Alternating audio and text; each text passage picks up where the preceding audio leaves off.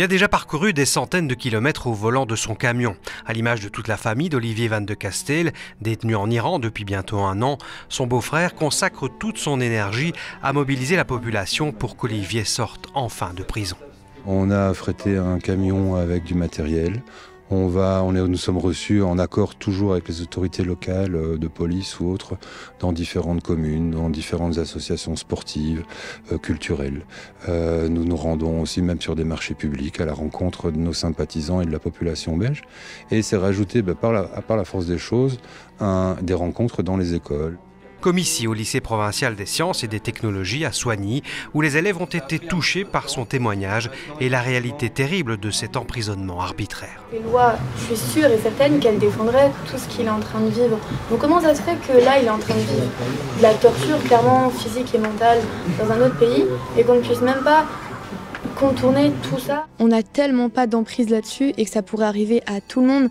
Ça pourrait concerner mon parrain, mon père, mon frère. Et c'est vraiment prenant. Tu sais, aux États-Unis, tu peux être puni pour 335 ans de prison. Parce qu'on additionne tous tes délits. Je trouve que Olivier ne mérite pas ce qui arrive actuellement. Ça ne se fait pas, ni pour aucun humain. C'est injuste, surtout que son accusation n'est fondée sur rien du tout. Ce n'est pas normal. Rester bloqué entre 4 murs, pas de lumière, enfin, à part de temps en temps celle artificielle.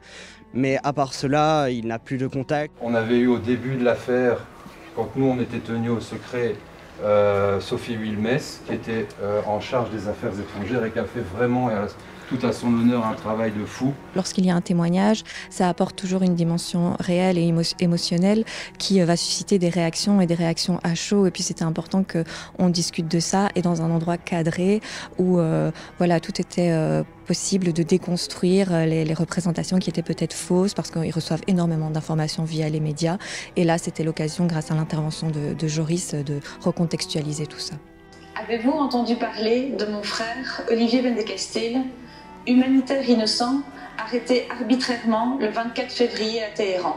Tellement motivant, constructif, d'avoir des questions qui peuvent parfois paraître tellement anodines, mais tellement touchantes en fait.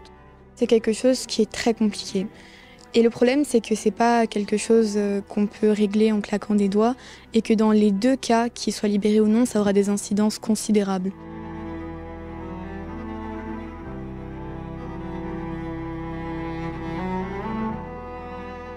Tout ce qu'on peut faire, c'est signer déjà, participer à la pétition, aller sur Facebook, voir la page pour Olivier, pour sa famille, et pour toutes les personnes qui tiennent à ce qu'Olivier sorte de cette horrible situation.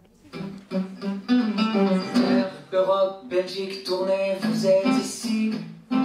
Et là, un homme se prépare à secourir des vies.